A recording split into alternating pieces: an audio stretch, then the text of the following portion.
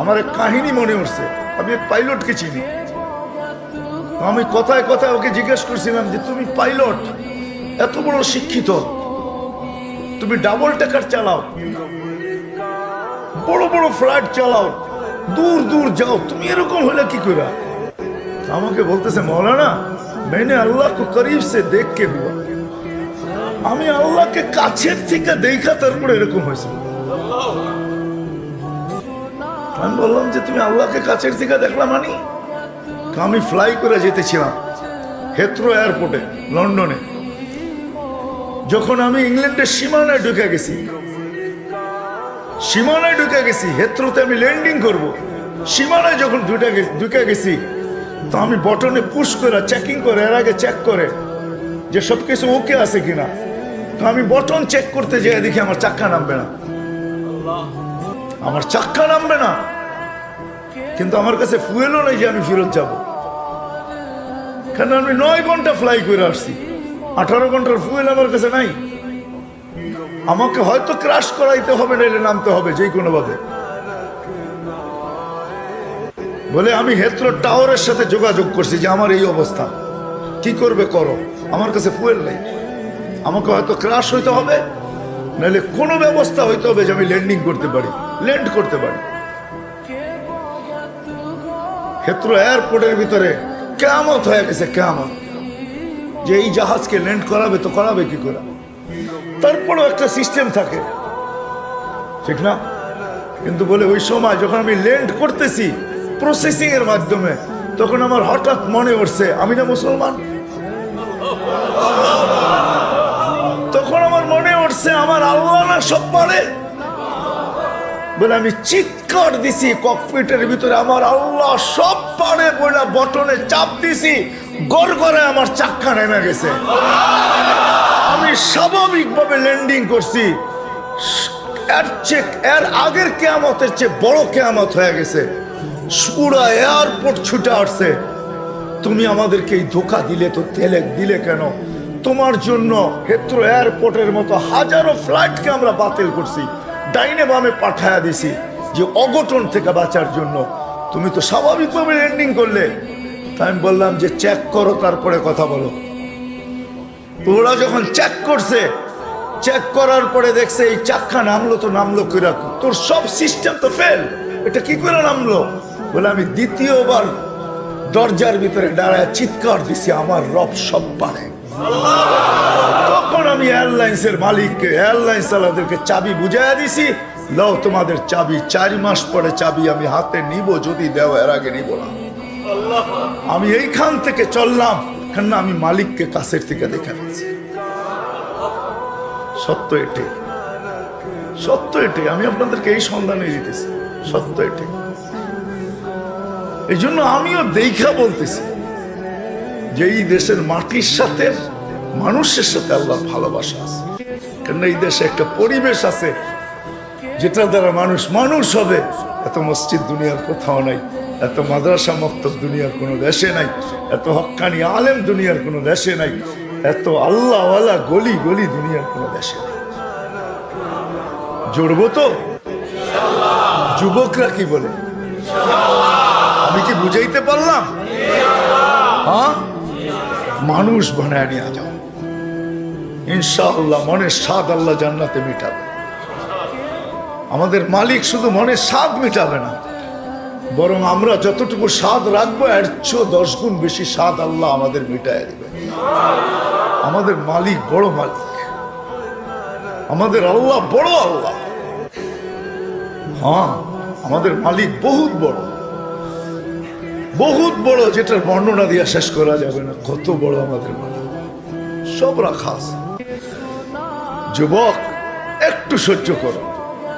হ্যাঁ, দুর্গন্ধময় জায়গা দিয়া যাইতে কারো কাছে রুমাল না থাকলে যেরকম নাক চাইপা ধরে আর দ্রুত পার হয়, ঠিক এই ছোট জীবনটাকে এইভাবে পার করো, 4 জিনিসের সাথে সংযুক্ত করা।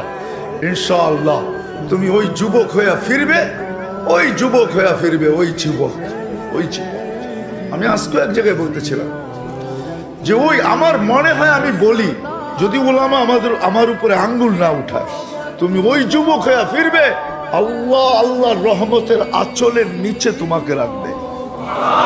যেরকম মা সন্তানকে আঁচলের নিচে রাখে, আল্লাহ তার রহমতের আঁচলের নিচে তোমাকে রাখবে। ওই যুবক হয়ে ফিরবে, করবো তো পাক্কা?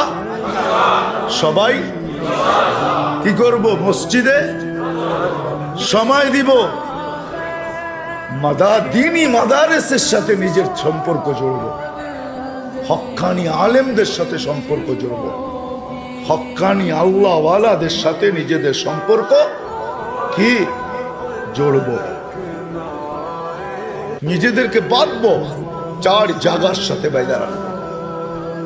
যত বেশি দিতে পারি তত উপকৃত হব, তত তাড়াতাড়ি হবে।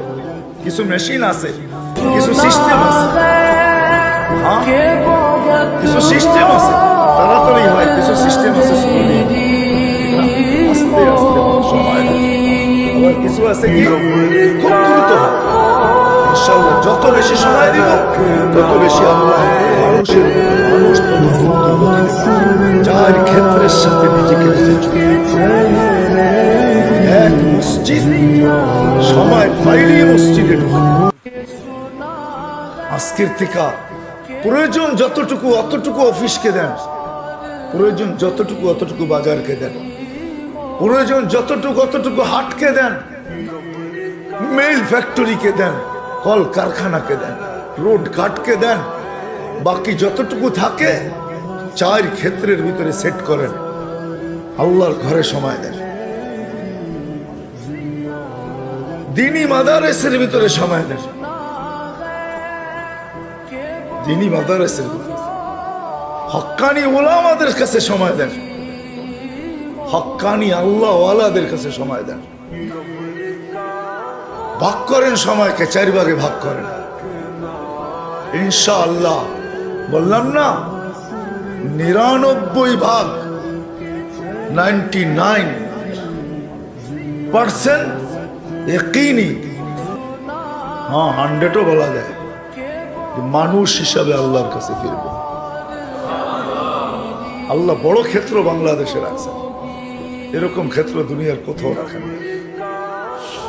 এই জন্য আমি এখনো বলি, আগেও বলতাম যে এই মাটির সাথে আল্লাহর মহব্বত সবচেয়ে বেশি। আমার মনে হয় মক্কা মদিনা ভিন্ন কথা, ওটা নিয়ে তুলনা হয় না, আলোচনা হয় না। বাইতুল মুকাদ্দাস নিয়ে তুলনা হয় না, আলোচনা হয় না। 3টা বিলকুল ভিন্ন। এটাকে আবার জুড়ে দিয়েন না আমার কথার সাথে। বাকি দুনিয়ার ভিতরে এই মাটির সাথে আল্লাহর তাআল্লুক বেশি, আমার মনে হয় মহব্বত বেশি। যার কারণে সারা দুনিয়া সিগন্যাল দেয় বিপর্যয় হবে, আল্লাহ বলে হবে না, এটা আমার মহব্বত আল্লাহ মাটি।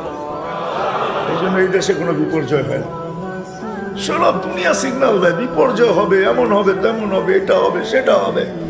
আল্লাহ বলে সময় বলবে কি হবে, হবে না। হয় নাই 2 বছর করুণায় কিচ্ছু হয় নাই, কোনো বিপর্যয় হয় না, হয়েছে নাকি? হ্যাঁ, এতটুক ছোট একটা দেশ, অসচেতন প্রত্যেকটা মানুষ। এখানে তো কিয়ামত হওয়ার কথা ছিল, ঠিক না? হ্যাঁ, কোভিড-19, ডেল্টা ভেরিয়েন্ট, ওমিক্রন, কোনো বিপর্যয় হয়নি। ভূমিকম্প আসে, আমার মনে হয় কাঁপায়া যায় না, ধাক্কা খায়া ফিরা যায়। ওটার ধাক্কাই আমাদের একটু অনুভব হয়, আমি মনে করি। আপনারা কি মনে করেন জানি না, আমি ভাবি, এটা নিয়ে খুব ভাবি, সারাদিন ভাবি যে বাংলাদেশে 8.7 ভূমিকম্প, কোনো বিপর্যয় নেই।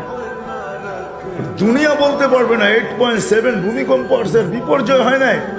বলুক দেখি আমেরিকাওয়ালারা, বলুক দেখি কানাডাওয়ালারা, বলুক দেখি ইউরোপ, বলুক দেখি জাপান, উন্নত থেকে উন্নত দেশ বলুক। আমাকে যুক্তি দিয়ে ওই থেকে আমি ভেবে নিছি না, এখানে ভূমিকম্প আসে না, এখানে ধাক্কা লেগে রিপিট যায়। ওই যে ধাক্কা লাগছে ওইটা আমাদের অনুভব।